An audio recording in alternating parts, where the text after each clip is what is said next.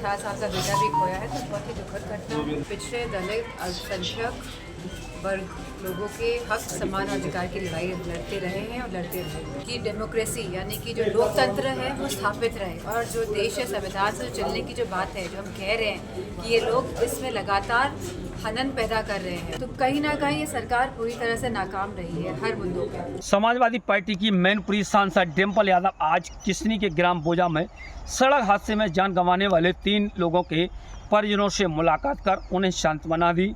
इसी दौरान उन्होंने हर संभव मदद और हर हाल में साथ निभाने का वादा किया। आपको बता दें कि 1 अगस्त को हुए दर्दनाक सड़क हादसे में एक ही परिवार के 3 सदस्यों की मौत हो गई थी। इसी दौरान डिम्पल यादव ने मीडिया से रूबरू होते हुए बहुजन समाजवादी पार्टी सुप्रीमो मायावती पर निशाना साधते हुए कहा कि सपा हमेशा पीडीए यानी पिछड़े दलित और अल्पसंख्यक को साथ लेकर चली है, उनकी लड़ाई लड़ी है और आगे भी लड़ेगी। जिला अस्पताल में इलाज ठप मिलने पर उन्होंने कहा कि प्रदेश में स्वास्थ्य सेवाएं पूरी तरह से चरमरा गई हैं। साथ ही अखिलेश यादव का फेसबुक अकाउंट सस्पेंड होने पर उन्होंने आरोप लगाया कि सरकार लोकतांत्रिक आवाज़ों को दबा रही है। परिवार के 3 लोगों की जान चली गई, आप उसमें सांत्वना देने आई हैं, परिवार के लिए क्या कहेंगे? जी, बहुत ही दुखद घटना थी, और क्योंकि परिवार वालों ने तो सदस्य खोए हैं और युवा एक 17-18 साल का बेटा भी खोया है, तो बहुत ही दुखद घटना, और हमने बात करी है और सबका दुख साझा किया। मैडम, परसों काशीराम जी के परिनिर्वाण दिवस पे लखनऊ में जो मायावती ने भाषण दिया है, पूरा सभा को ऊपर दिया है जैसे सभा सत्ता हो, क्या कहेंगे इस पे आप?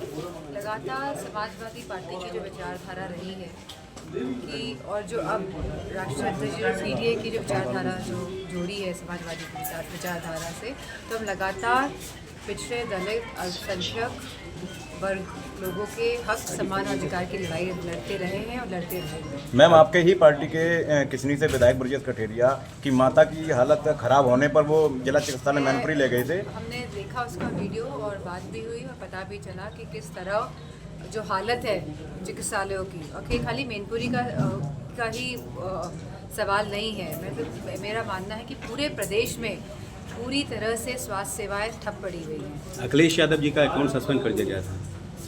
ये अपने आप में दर्शाता है कि ये सरकार नहीं चाहती है कि डेमोक्रेसी यानी कि जो लोकतंत्र है वो स्थापित रहे, और जो देश है संविधान से चलने की जो बात है, जो हम कह रहे हैं कि ये लोग इसमें लगातार हनन पैदा कर रहे हैं, लगातार से रोकने का काम कर रहे हैं, तो कहीं ना कहीं ये घटना भी दर्शाता है कि ये लोग नहीं चाहते हैं कि देश लोकतंत्र से चले, जहाँ पे सब लोग अपनी बात रखने के काबिल रहे। ये लोग नहीं चाहते हैं। जो भी लोगों के समक्ष अपनी बात क्लियरली और क्लैरिटी के साथ रख रहा है, तो उनके साथ इस तरह का बर्ताव यह सरकार कर रही है। मैम, 27 के चुनाव में होने वाले समाजवादी पार्टी किस तरीके से तैयारियां कर रही है? जी, हम लोग क्योंकि बहुत ही अहम चुनाव होने जा रहा है, और समाजवादी पार्टी का जो कार्यकर्ता है, जो संगठन है, जो नेता है, सभी पूर्ण तरीके से तैयार हैं। डीएपी नहीं मिल पाती, लोग लैम लगते हैं। ये हमें देखना पड़ेगा, क्योंकि जब समाजवादी पार्टी की सरकार थी तो प्रदेश में कहीं पे भी इस तरह की किल्लत नज़र देखने को नहीं मिली, और इनकी सरकार में, भारतीय जनता पार्टी की सरकार में, जो हमारा किसान है वो बुरी तरह से पिट रहा है। जहाँ खाद का सवाल है, जहाँ आवारा पशुओं का सवाल है, जहाँ लोन्स का सवाल है, जहाँ बीमा मिलना चाहिए, तो कहीं ना कहीं ये सरकार पूरी तरह से नाकाम रही है हर मुद्दों पर। डिम्पल यादव ने 2027 के चुनाव को लेकर कहा कि समाजवादी पार्टी पूरी तरह से तैयार है, जबकि भाजपा किसानों की बदहाली और खाद किल्लत के लिए जिम्मेदार है। मैनपुरी से IBC 24 के लिए रजनीकांत तिवारी।